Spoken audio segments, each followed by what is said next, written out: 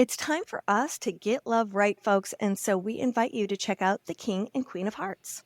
This is an incredible training for couples who are struggling in unsatisfying sex lives. It's also for lifelong learners, people whose relationship is great and they want to make it even better. In this 3-part training that is filled with 8 different tutorials, like the art of tantric kissing, eye gazing that is deep and intimate, connective, and not creepy, and sacred sexual meditations, you do them with your lover to juice you up before sex.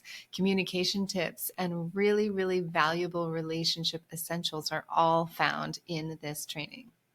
You know, a common mistake couples make is they wait, they put it off, they avoid, they resist.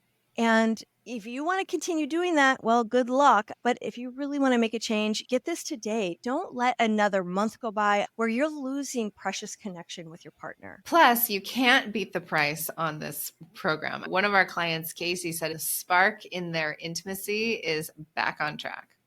Now, Sarah and her husband, you know what she told us, Willow? She said, finally, he learned how to kiss her right.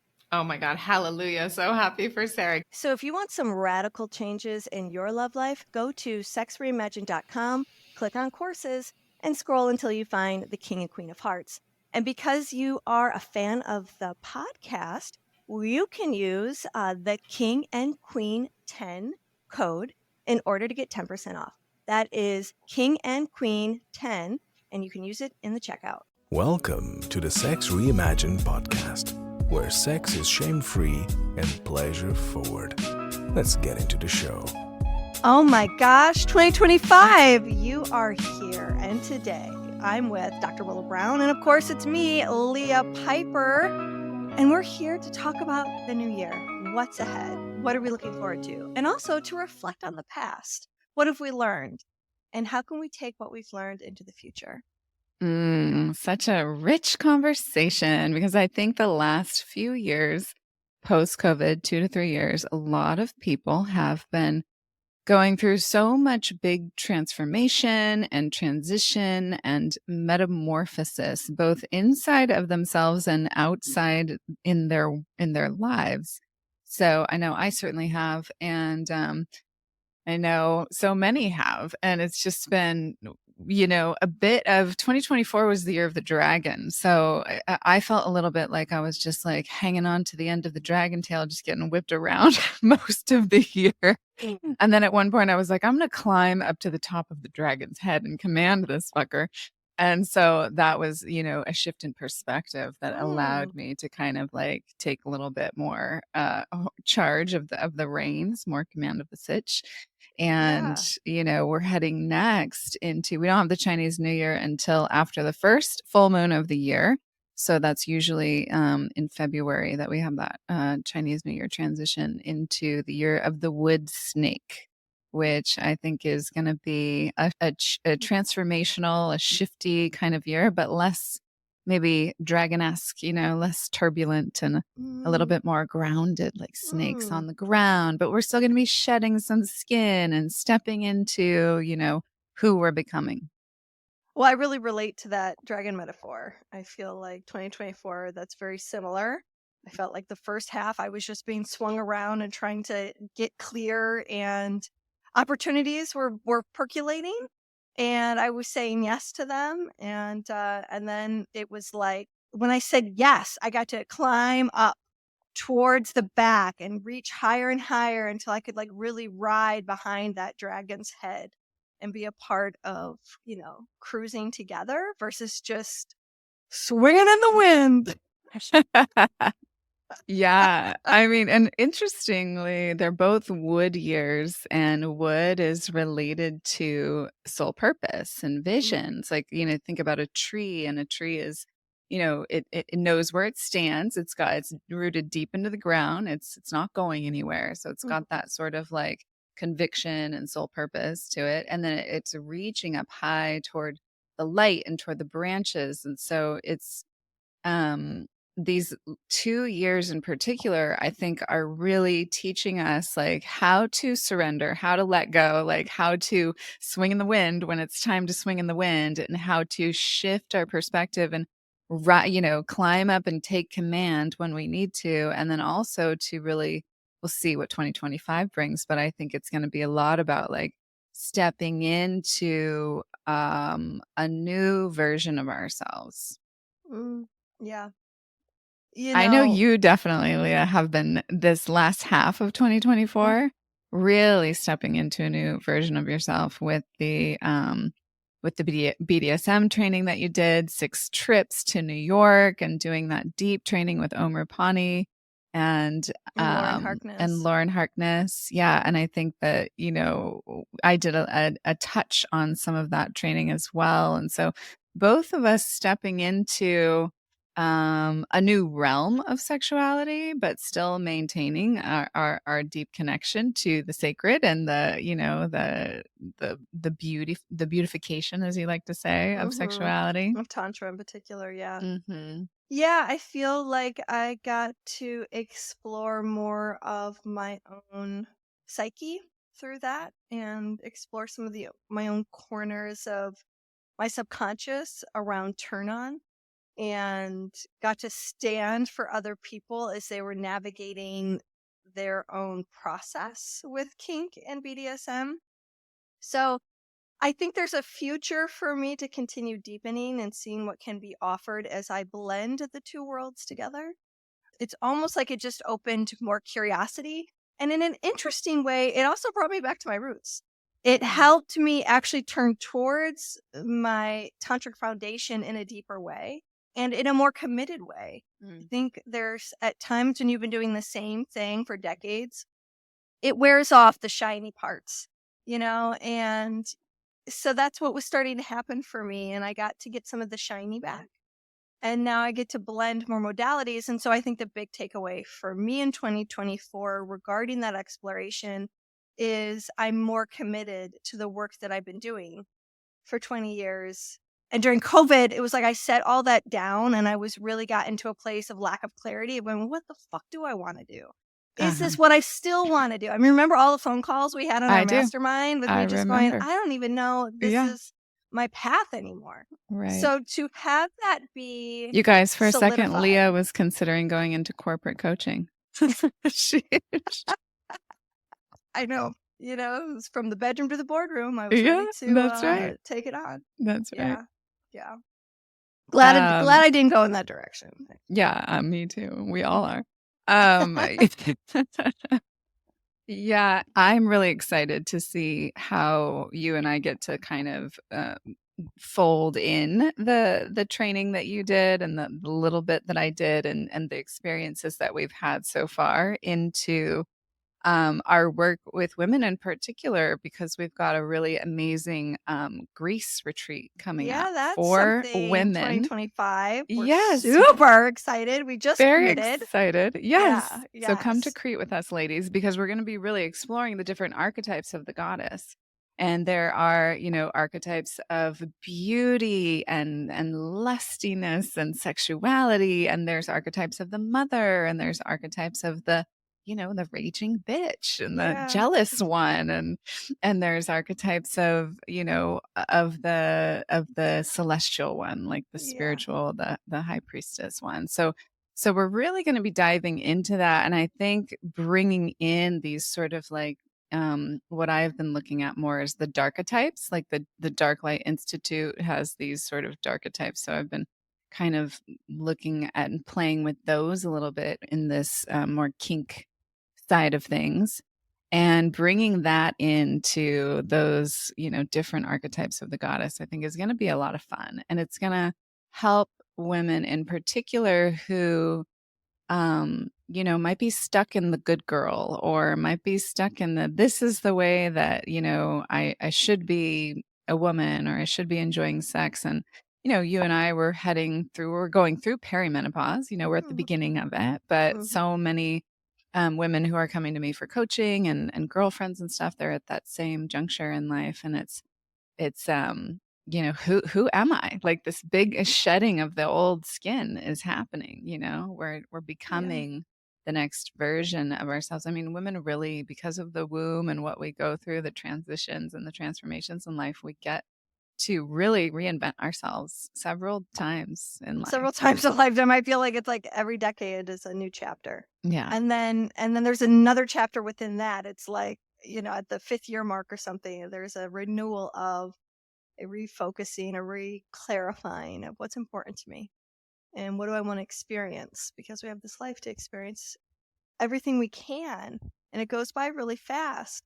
And I think too, what's really powerful about this journey we're going to take people on, it's in some of that shadow work. It's in taking a look at your subconscious and where you deny or you suppress desires that, maybe your modern woman gets in the way of your good girl. Maybe what you want to explore is the good girl, that part that you always deny because you don't socially accept always being a good girl. And so maybe you need to like feel into what that submissive part of you is, and maybe you really shine and thrive with a little bit of good girl energy. And maybe you want to explore some of your deeper, darker desires you don't even know you have, that are ready to be unearthed, so that you can capitalize on a greater opening, a greater transformation, greater pleasure. I mean, we leave so much pleasure on the table because we don't much. give ourselves permission to own it, to feel it, to see it, to touch it, to recognize it, and to accept it.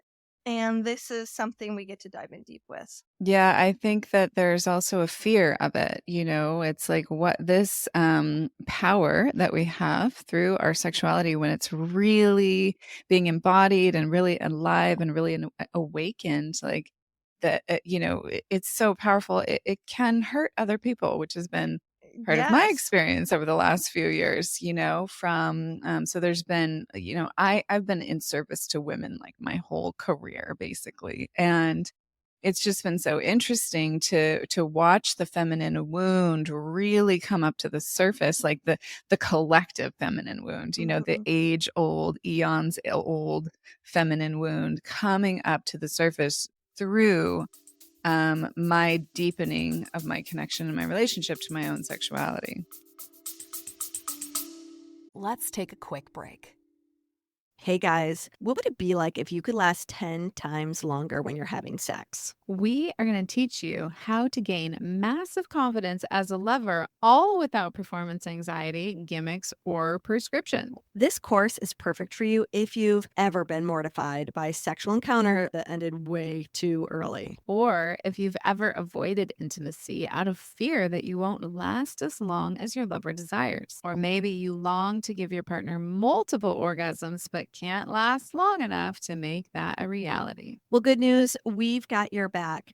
And it's in our course, Last 10 Times Longer. Go to sexreimagined.com/last-10x-longer. And for all of our favorite listeners out there, we are giving you a discount, 20% off, y'all. Just put in podcast 20, all caps, podcast 20, to get your 20% off of this phenomenal course that you're going to want to review more than once. The link is in the show notes. We cannot wait to see you inside this course. Plus, don't forget, we always got tons of bonuses. See you there. Is that where you think jealousy and envy play a part? Is that what you refer to when you're referring to that deep feminine wound, or is it something different? Yeah, definitely. Those two emotions are a part of the playing field for sure. And then I think there's also another level of, well, in days of old, it was like in order to survive, you had to procure the husband who could provide for you.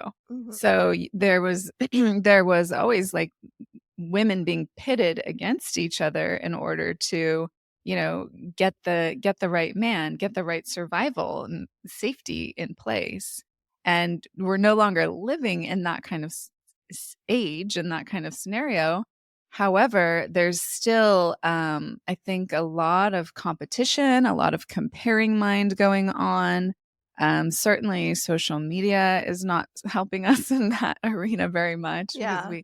we look on there and we just start to like, oh, they have, but I don't have. And so we're kind of constantly always having this underlying low grade, or sometimes not so low grade, but this experience of lack, Well, this there's a experience of, biological imperative in all of this. So yeah. there's a biological imperative to belong, and there's a biological imperative to procreate.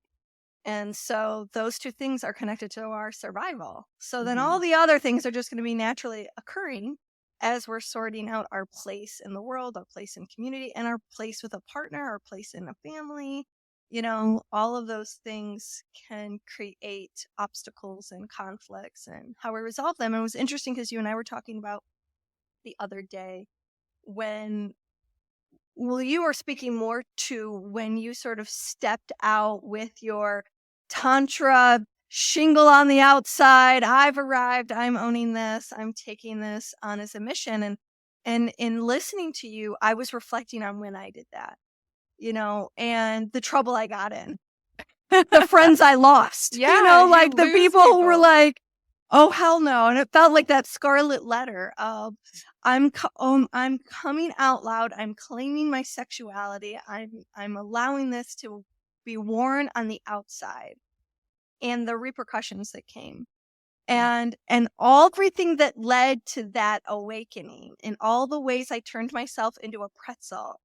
I think about coming of age and A growing pretzel up. before then. Before then, Yes. yes. And then having to recalibrate after I came out, after feeling really wounded by not being accepted, by, having a couple really important friendships dissolve and being really confused and heartbroken over it. Because I thought I was like, I'm finally being authentic. What do you mean you don't love me anymore? Right. Yeah, Yeah. exactly. I lost two of my best friends, and one was male and one was female, and both were due to my just being really open and really, I didn't really do anything overtly sexual at all. Mhm. But just with my energy and just talking about sexuality very freely, and just talking to the wrong people at the wrong time, and just really pushing people's buttons. And in one instance with my girlfriend, I was actually here on Maui, so I'm on Maui, y'all, right now in Aloha Land, and it's so auspicious to be here 2 years later because this is kind of when it all began. And I was here in the winter in December and living here. And one of my best friends was here as well. And, she had her guy visiting, and we were all just hanging out, really. And we just started talking, and sexuality came up, as it does. And so we were all just talking about that. There was 4 of us, actually. And, one of us was a gay male. And so, I was kind of really bantering quite a lot with him. And then one thing led to another. And, somehow we all ended up rolling around on the grass, except for her. And in the moment, I knew. I was like, this is not okay. This is not okay with her.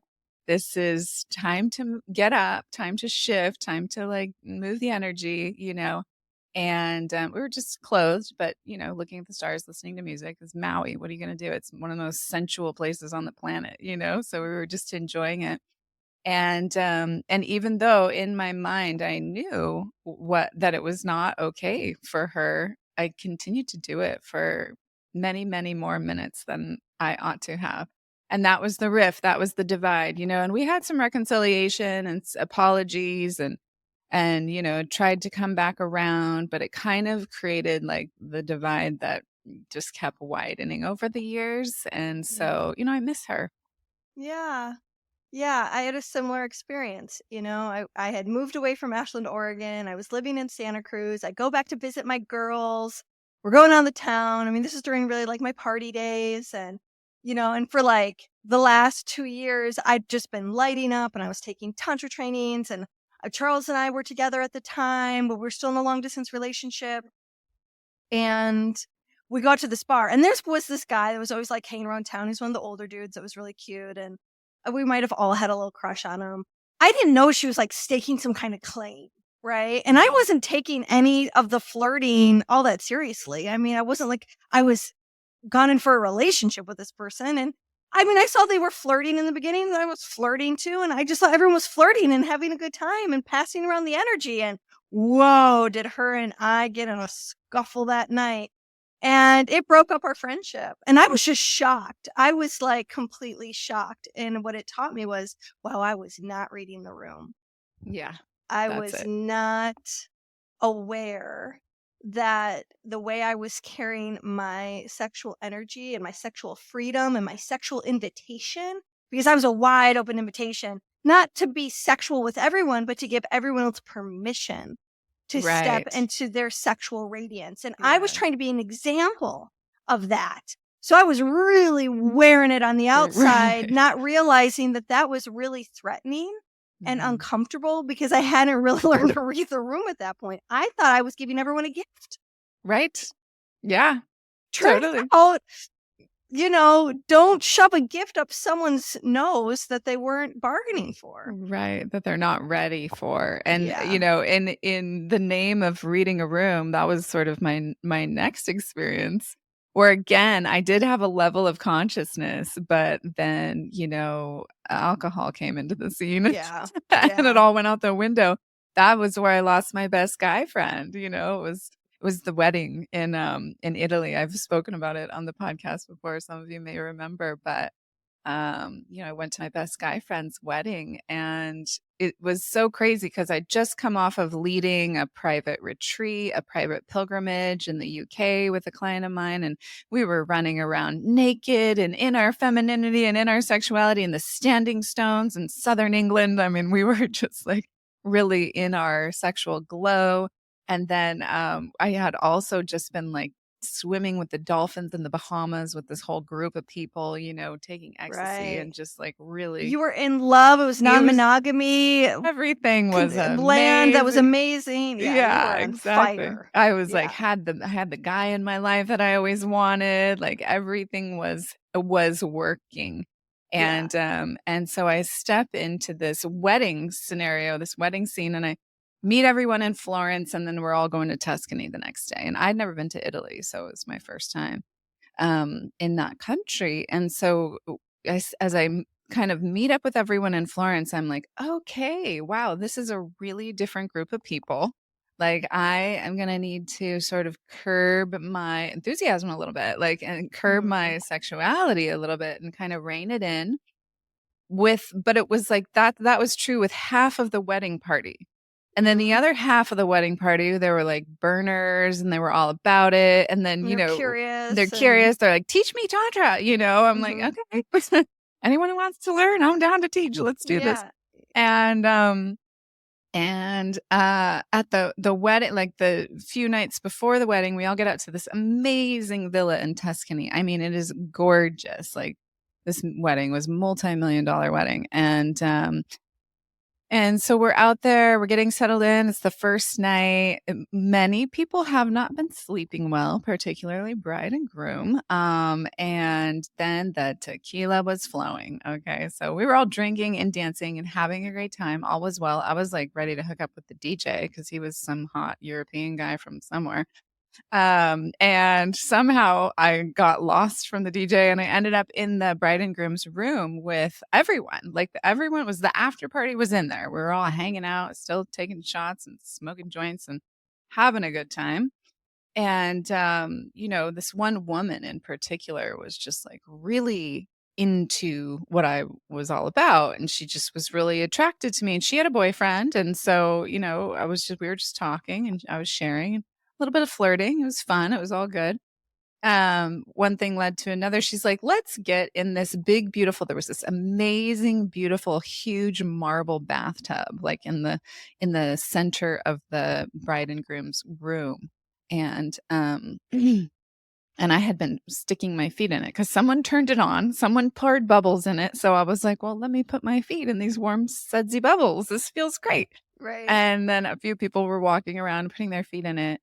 And then somehow this girl was like, let's get all the way in. Let's take our clothes off and get in. And I was like, I had enough awareness to be like, okay, well, maybe we should check in with your boyfriend, let's see if he's okay with it. So she's like, okay, good idea. So she goes over and she's like, yeah, he's cool with it.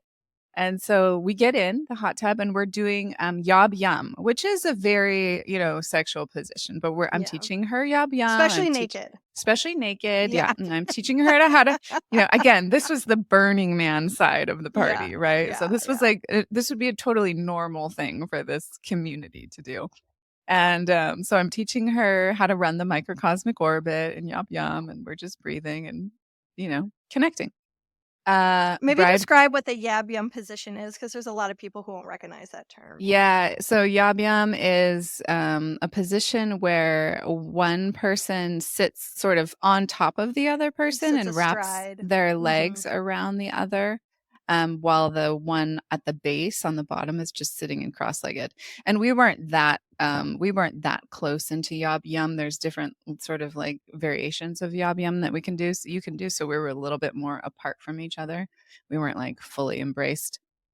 But at any rate, we were doing that, and somehow the lights got turned down. That was like a big part of what ticked the bride off, I think. So then the bride, and this is now, it's like 3, 4 in the morning or something. The bride walks in and she just started, she got livid. Like she started being like, okay, everyone has to go to bed now. Everyone has to leave. And so we all did. And we, ushered ourselves out, and I didn't think anything of it. I was like, all right, whatever, cruising on, next stage. Like, let's go sit in this big, beautiful room and talk to people. Yeah. And it turned into a fucking nightmare that night, like an absolute motherfucking nightmare. Two of the Burning Man crew, they kind of like walked me to a different zone, and they were like, yeah, she's really mad. Everyone started telling me like why she's really pissed about that. And I became the scapegoat. It was this other girl's fucking idea. She wasn't even really like a best friend, or she got invited because of her boyfriend. Yeah, she was like a guest, but she wasn't a part of the inner circle. Totally. So you probably got blamed for being closer to the inner circle. I did. I got super blamed. And being the teacher. And being, yeah. And so basically, long story short. But you weren't the instigator. I wasn't the instigator. Yeah. It wasn't my idea. Yeah. I never would have thought of that. For the record, I did not instigate the bathtub. Just my toes down. I know. I was just getting my feet wet. I was totally innocent. And so, so then I spent many hours out there with the couple, with these other friends, and they were like, you should just sleep here. I'm like, where? There's nowhere to sleep. They have a huge bed in this other room on the other side of the property. And they're like, okay. So I walk back to the other side of the property, and this place is like a maze. Like I get lost. I'm like, shit, I don't even know how to get back to my room. This huge villa in Tuscany, all the rooms are like, it's like a castle. So finally I'm on track. I'm like, okay, there it is. And then I'm walking up toward my bedroom, and there's these 4 women and my best guy friend, and they're all just standing there kind of blocking the doorway. And I'm like, here we go. Showdown time. This is a big, what's about to happen, And I had done the training with Linda Cesara, so I was really in practice of putting my, field up around me, and reading energy and like holding energy grounding yourself. Yeah. Plus, I've always been, done that for a long time. So, I put my field up real quick right in that moment. I was like, okay, my stuff, everyone else's stuff, right? And so basically, talk about the scarlet letter. Those 4 women were just throwing venom darts at me for like an hour and a half. And my best guy friend, who happens to run the merging pattern, which if you don't know what that means, go watch our interview with Stephen Kessler. The merging pattern, where he doesn't really have a sense of core or a sense of standing up for himself. He's merging with everybody. Anyone else. Yeah. All the bad feelings he's trying to hold. Yeah. He's just like, how can I make this right for everyone? Yeah, right. And he couldn't make it right for everyone. And he's the groom. He's the groom. Yeah. Exactly.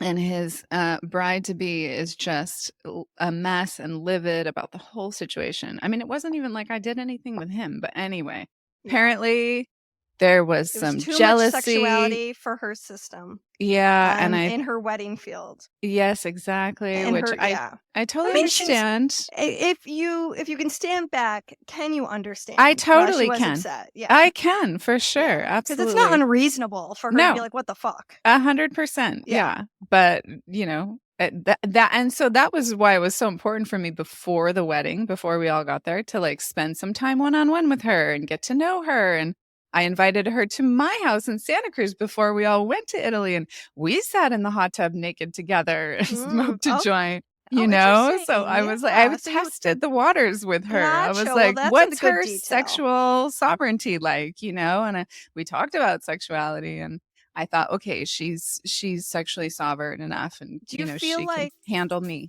looking back on it, were you missing cues in the hot tub with her in Santa Cruz? Let's take a quick break. Ladies, do you want to explore your sexuality and experience true sexual healing? The Vaginal Orgasms Masterclass teaches you and your partners how to unlock your full sexual potential and awaken the G-spot, the sacred spot, and the cervix for an unforgettable sexual experience. Would learning how to finally surrender and release grief, fear, and uncertainty benefit your outlook on life, love, and relationships? We certainly think so. Common misconceptions of the G-spot, including its anatomy and function as an erogenous zone, will be covered in this course. Plus, we're going to teach you 7 different massage strokes for the G-spot that dissolve blocked energy and increase your pleasure tenfold. We're going to teach you how to locate the sacred spot and the best methods to stimulate it for maximum pleasure. And you're going to learn about cervical orgasm techniques, which are the most powerful and also often elusive style of climaxing.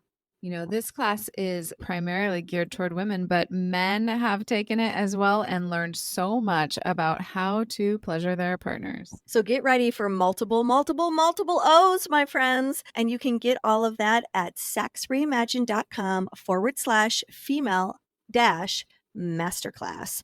And for being a listener of the show, we've got a beautiful coupon code for you. It is 20% off this course. Just type in podcast20, that's all caps, podcast20, and get yourself a great deal on this on-demand course. That's a good question. I don't think so. However, she and I did have like a 2.5-hour conversation after, let me finish the story. I got kicked out of the fucking wedding at 4 a.m. Basically, those 4 women, and they decided, you have to leave the property right now. You have to leave the premises right now. Wow. And so I had to go back to my villa and like pack everything up in the witch dark. Trials concluded. You Total have to leave. fucking witch trial. Wow. And then my friend like carried my bag, and they got me a taxi, put me in a taxi, and they're like, he just gave me like a couple €100. He's like, good luck. I'm like, are you kidding me? I have nowhere to go. I don't speak the language. The taxi driver was like, where do you want to go? I was like, and I'm drunk. Hotel? I'm Yeah. drunk still. I'm all, how about, is there a Marriott? I didn't think of anything. He's like, okay, take you to the Marriott. So he took me to the Marriott. I Oh, show up at the honey. Marriott like a wet, bedraggled, just, it was terrible, like tears and the whole thing. And there was no rooms available. The concierge starts calling around all of Florence. There's like no rooms anywhere in the entirety of Florence. Finally, he gave me the overflow room and gave me till like 2 the next day to check out. Because by the time I got to the room, it was 5 a.m. Right. or 4 or 6. I don't even know. So anyway, we did talk. So I missed the wedding, needless to say. And I was having conversations with people while the wedding was like still going on the next day. It was so weird. There was this huge divide between the wedding party, and it just was handled poorly, right? There was, and people were texting me and they were like, God, this is insane. And I was like, yeah, it's insane. It was just like the biggest probably shock to my system that I'd experienced, at that point. And then I got to experience many more shocks after that in the following years. But that was the biggest one at that point. And, when we talked, after the wedding was over, I think it was like a month or so later that we talked for like 2.5 hours, and she did apologize for that. She's like, I never would have kicked you out in the middle of the night like that. Like that should not have happened. And and we just talked about all the different pieces, stuff around her relationship with her father. There was a lot of levels and a lot of layers that contributed to me being the final straw. There was like so many things that were up for healing that I don't know. I don't know if they ever really got resolved or healed inside of her, because I basically tried to reconcile the friendship with her and with him and still stay in contact, but it has now fizzled into pretty much nothing. So Yeah. that was sad. I miss him too. Yeah. I remember being so upset by this friendship. I mean, she was one of my very dearest best friends. I grieved that friendship for 10 years. Uh-huh. Yeah. I would reach out because I'm a lifer. I thought we were lifers. Right. I Exactly. thought we had the kind of emotional capital that we could have overcome any Anything. misunderstanding. Yeah. And in retrospect, she had a dad who cheated on her mom her whole life. So she was always threatened by other women. Other women. Yeah, there was always an other woman wound. Yeah. She struggled with orgasms, and orgasms have always been easy for me. I've always been very responsive. Yeah. So I didn't know. I mean, I was in my early 20s. I didn't know the depth of the comparison wounds. I didn't know that that was something that people really wrestled with. In hindsight, I do now. I would have been a lot more sensitive had I been aware that this sexual awakening that I was in rapture around was clearly threatening to other people. And what was interesting for me is I was always one of those people coming of age, like, never went into competition with my girlfriends and boys. Never. I was like, fuck that. I was a girl Stay that away from gained that. weight Yeah. and did the whole, I'm going to be so weird and counterculture that I don't have to worry about people hitting on me because I just want to be everyone's friend. My need and my desperation for belonging was so deep. I was afraid if I was propositioned, I wouldn't know how to say no. So I created a strategy subconsciously on how to stay good with the girls and keep the boys away. And I was just as horny as everybody else. I was just kind of doing hookups, but I prevented myself from falling in love and from having a real boyfriend. There was all this threat around sexuality growing up for me. And so I didn't let myself be pretty. Right. And that was such a huge, colossal wound because I was afraid of being the slut. And so now I'm going through this huge sexual awakening. I am claiming the inner slut. I am wearing that freak flag. Right. Fly, baby. And I finding your didn't want it to be beauty. diminished and Yeah. finding my beauty and giving myself permission for that. And then to have the thing I was most afraid of, feel like the scarlet letter, to feel like I wasn't going to have the female friendships that were always so important to me. Mhm. It's devastating. Yeah, it is. Yeah. It's devastating to lose those close people in your life who are just not in alignment, with that level of sexual sovereignty. Yeah, like every time I went through Shasta, every time I went back up to Ashland, I would reach out to all my homies, and I always reached out to her, and I always got the brush off.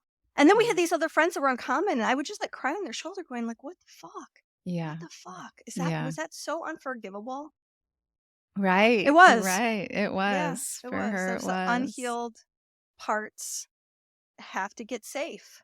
Yeah. And I realize now that that was more important, protecting whatever was up. And since then, I also had to learn in those early years, like, not everybody wants Tantra. Tantra's Right. not for everyone. I was a It's little bit not. of a born again tantrika, and I Yeah. thought everyone's life would be better if they had Yeah. conscious sexuality. And the truth of Right. the matter is it's not for everyone. It's not. And learning how to meet people where they're at Mhm. and only share what they can hear Mhm. becomes an art form, and that requires attunement. Yep. Absolutely. So how has those experiences for you? How has that shut you down? Well, How do you move forward? How do you calibrate yeah. your own sexual shininess? Yeah. Well, it was like I guess I was the other woman in sort of those two situations. Not sort of overtly similar to like how you were, not, overtly like Yeah. I'm not stealing really trying to steal somebody's anyone's guy. Yeah. boyfriend or something Right. like that. But that was sort of the perceived, there was a sense of betrayal, and I was the one, who was doing the betraying. And so I think that piece of the feminine wound, and then the following year, I sort of got my karma back on that. And, Mm. I was then experienced betrayal based on other women being in the scenario and in the picture, and couldn't have what I wanted and what was amazing and right and so perfect and true for me. I couldn't have that because there were, these other women. And even currently, even presently, I'm having a tiny little, well, it's not super tiny. It's there. It's very present. It's like I can feel it in my body even. And it's a samskara, it's this. Samskara is a word that is a Sanskrit word that means like, well, there's this imprint of an experience from the past that's sort of um, putting a lens on what's currently happening in your life. And so I'm currently having that with another couple of friends, who I had introduced. And it's because there's this friend of mine, this dear, one of my best friends in the whole world, is like the other woman now. And so there's this dynamic going on where then I can't be free and I can't have the level of playfulness and openness and in sexuality that I would normally have with the guy, who I've introduced. And so it's just been fascinating to watch and to continue to commit to the path, to continue, because it's like sometimes on the path you just want to go back to normalness. Like Yes. You I want just to go, get out of suffering. can I go back and be can I just go back and have like a normal life and a normal, there's craving for that. And especially at the age that I'm at, it's like, Yeah. oh, I just want the security. I just want the family. I just want the home. Can I have that? So I now have the amazing traveling, adventurous, sexually adventurous, like amazing, phenomenal life that I wanted for all those years. So I've That you were in manifested a it committed relationship. when I was in a committed Yeah. relationship. Yeah, when I had all the safety and security. And now that I'm in that life and in that world, it's like the grass is always greener. So I think that's Always. the biggest lesson for me in all of it, is really just to like surrender to what is, and also know that there are, if I look at things scientifically, there are so many forces at play. Like this is not all my doing. Like I don't have to make meaning of every little thing that happened. It's like things just happen. Things happen. 2 people, 4 people, they just happen. You could take out the 2 and 4. Things just happen, So my question to myself is like, can I just still choose love? Yeah. Can And the you still answer love? is yes. Mhm. But it Yeah. requires a lot of digging deep. And can you modulate, be flexible, be influenceable regarding the limitations of others, the limitations inside yourself, to create a dance that works for everyone? And do you want to? Yeah, exactly. That's, and that's the thing, to just keep your finger on the pulse for me, to keep my finger on the pulse of as each moment passes, Mm. and as things are being handled the way they're being handled, not so much to the way I would like them to be handled, but that is because everyone's coming from a different life experience and a different background and different wounds. And so Yeah. they're operating out of those. And so to really zoom out and to just see like how each player is sort of operating from their own set of wounding, and just to choose to stay in love, even though those woundings are clashing with each other and triggering Right. each other, just to like see the bigger picture of the souls involved who are really just, filled with love. let's take a quick break. Hey guys, what would it be like if you could last 10 times longer when you're having sex? We are going to teach you how to gain massive confidence as a lover, all without performance anxiety, gimmicks, or prescription. This course is perfect for you if you've ever been mortified by a sexual encounter that ended way too early. Or if you've ever avoided intimacy out of fear that you won't last as long as your lover desires. Or maybe you long to give your partner multiple orgasms but can't last long enough to make that a reality. Well, good news, we've got your back. And it's in our course, Last 10 Times Longer. Go to sexreimagined.com/last dash the number 10 X dash longer.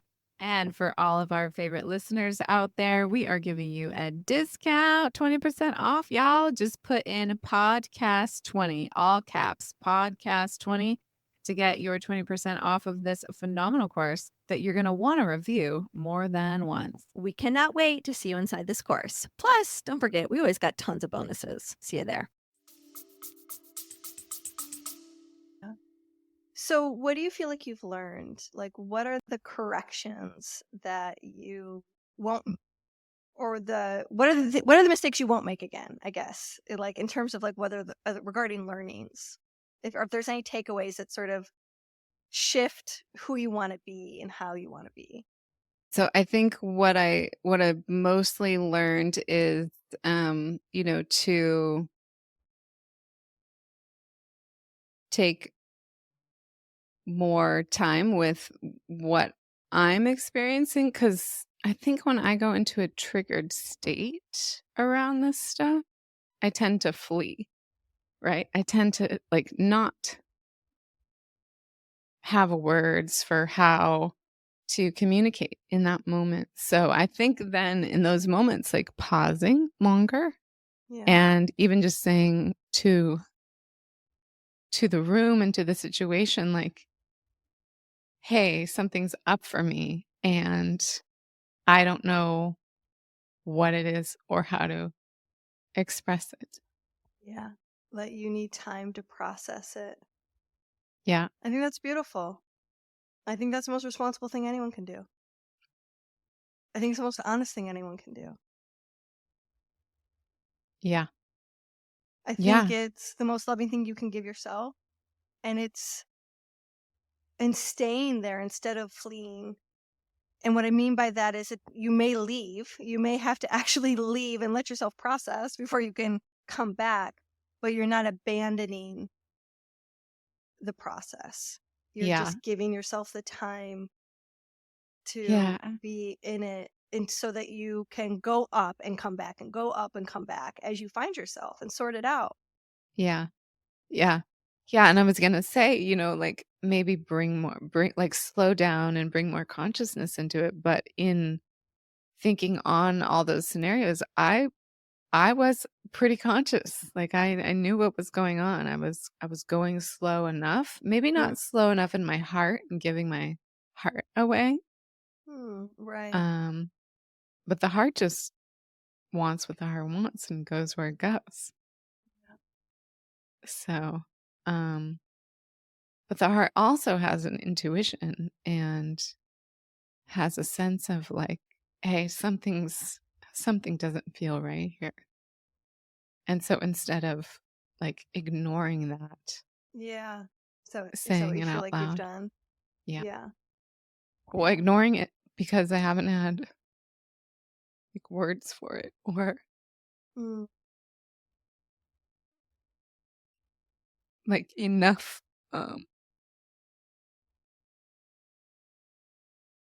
I don't know what the word is, like just enough practice in staying through those moments.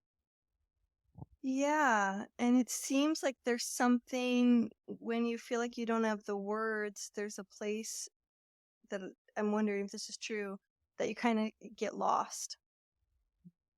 And then maybe not wanting that to be seen. Like not wanting to expose anyone to that place inside of yourself. Yeah, where I don't know where I am. Yeah, that's scary. That's understandable. Yeah. Yeah. It's Yeah. interesting. I think my fear in moments like that is abandonment. It's Right. like that someone will leave and not Right. stay and not work it out and Yeah. not want understanding, Yeah. like, because I'll do Exactly. everything to understand what the other person Right. is feeling that feels transgressive. Yeah. And then I just want the same, please stay with me so that you can understand my heart, Right. especially if Exactly. I've made a mistake. Yes, and see, that's where we're aligned, Leah, is understanding and love are some of our top two core values So true. in life. Yeah. And, it's not everyone's value. Right. And I have experienced people doing that, abandoning, walking away, and leaving because they don't It gets too hard. value that, or they don't have the capacity for it, like their life Yeah. just doesn't allow them to have capacity for it. Right. And then to do the most loving thing is to understand that and go, okay, they Exactly. don't have, I have to let them go. Yeah. It's like Yeah. there So there's this isn't, big level of forgiveness that has to yeah, come through. And it's like really forgiving yourself for me, yeah, forgiving really. myself. Yeah. What about forgiving other? Forgiving other too, but like forgiving myself for walking into situations where I do have awareness, I do have consciousness. I did go slow Mm, and still got shattered. yeah. And so where do you take all this beautiful reflection, all this beautiful tenderness? How do you make medicine out of that going forward in the new year? That is a great question. Well, I'm in the midst of a forgiveness tour right now here on Maui. So we'll Yeah. see. We'll see what 2025 brings. I mean, when I was here last 2 years ago, living here in the middle of winter, I just had so much hope and Mhm. so much vision and so much dream and so much, you know, Inspiration. inspiration and drive and desire and eros, and sexuality was also alive. And Does any of that need to be restored? yeah, it's Mm, it's being restored now. mm. Yesterday, today, it's happening. It's being restored as I forgive, because it's like the forgiveness, yes, forgiving others, forgiving the other women, forgiving the men who couldn't choose themselves or their own hearts, Mhm. and forgiving the children who are involved, Mhm. forgiving the situations that were happening. And through all that forgiveness, I think it's like those are the blocks, so letting them go one by one. When I think about this and I think about some of the course corrections I've had to make, like what was the unconscious motivator, right? I think a part of one of my takeaways that is a gift from my experience is learning how to let go of a relationship that wants to let go, Yeah. and like healing that, allowing that to happen instead of fighting to keep it, Yeah. like being in the grace of letting go. Yeah. And then another thing was like it helped me understand in environments like from teaching from the front of the room, Uh-huh. understanding like what's the appropriate energy I need to model. It's not just having my sexual energy run rampant. It's a cultivation of knowing how to have an intensity meter around my light.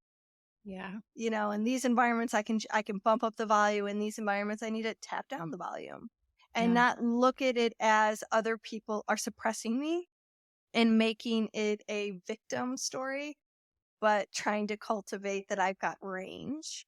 So I think it helped me in that.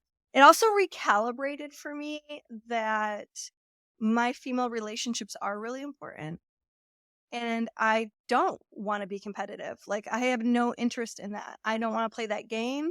I will take myself out of those environments. Like that's not a safe place for me. It's not a thrill. There I get nothing out of it. There's no benefit. I don't want those kinds of women in my life. and I'm not going to play in that playground. So I just like, I feel like I put that so strongly in my field that I haven't had to it hasn't been a drama that I've needed to repeat over and over. So I feel like grateful that taste was enough to put a bad taste in my mouth. Yeah. And I've had to also like allow myself to be the pretty girl Yeah. with all the pretty girl problems. Yeah. And like not run away from that either, not do the opposite. So I feel like all of that drama, those are some of the gems and the medicine that I've been able to extract over the past 15 years, Right. 18 years of processing how terrible and painful and shattering that was. Yeah. Yeah. That's beautiful. Yeah. I think that, the medicine that, that you're speaking of, and it's so apparent in you, you really did take that pill, like no matter how bitter it was, and, have digested it and have really stepped into that. And, I think through the pain and, the bitterness of the pills that I've had to swallow the last couple of years, it's just, I think the medicine that will come forward for me is not sure exactly, but I think it's something around like not boxing up love, something about finding the true, something about finding the true freedom in love. Yeah. Yeah. I mean, like there's freedom in love, and sometimes love needs boundaries. Yeah. Sometimes it needs boundaries. Yeah. For sure. Yeah. It does need boundaries. And it's like, can I still love all those people? Well, can you realize that there's freedom in the boundaries? Like actually there's an illusion that says if there's boundaries, there's no freedom, but actually the playground gets bigger when you know what the limits are surrounding it. Because you have a container. Like if we kind of change our framework for boundaries, it's just containment. Yeah. Exactly. So learning how to like measure containment in each scenario and situation, so that it doesn't get too boxed up and tight, but it has enough room to breathe appropriately in the given situation. Yeah, it's deep stuff. Well, thanks for your realness and your vulnerability and your tenderness. It's fucking gorgeous, girl. I'm really proud of you. Thank you. So, 2025. Here we go. Let's shed our skin and see what's on the other side. Let's shed our skin. I wonder what I want to shed. I've been very melancholy. Have you? Yes, I have been fighting the melancholic feelings. And I think it's just winter. I think I get like this in December. In December, yeah. Yeah. Yeah. So, I don't know. I don't, like, I'm sitting here and I want to be enthusiastic. 2025! Like, who's excited? Let's get after it. Let's crush goals, And I'm like, let me be happy. Let me be healthy. Let me be whole. Let me be generous. Let me be forgiving. Let me be balanced. Yeah. Let me not grasp. Yeah. I like that. Yeah. Let us know in the comments what you are stepping into in 2025. And we would love to hear just whatever it is that you're leaving behind. What are you shedding? What are you shedding? And what are you stepping into? Even if you don't totally know what that is, what's the feeling that you want to feel as you step into it? And I think for me, the most high feeling that I want to feel is this sense of deep contentment that joy, like true joy and true love, come from. Yeah, I have a desire for Matt and I to explore our sexual intimacy in new and creative and more frequent ways, like finding more spark, really like tapping into that in a way that most couples don't. I need to find the key to that. And it's like we get glimpses of it for a little while and then it kind of dissipates. And so like I want to be, and sometimes I just like everybody else, I kind of lose inspiration. And so I want to keep exposing myself to inspiration so that him and I can go even deeper. I want my private practice to continue to thrive and even go to the next level without taxing my energy reserves. And one of the ways Love that I'm it. going to do that is I have on the schedule that every 6 weeks we take a 4-day adventure, me and Matt, for ourselves. Mhm. So I think that's going to really help with that.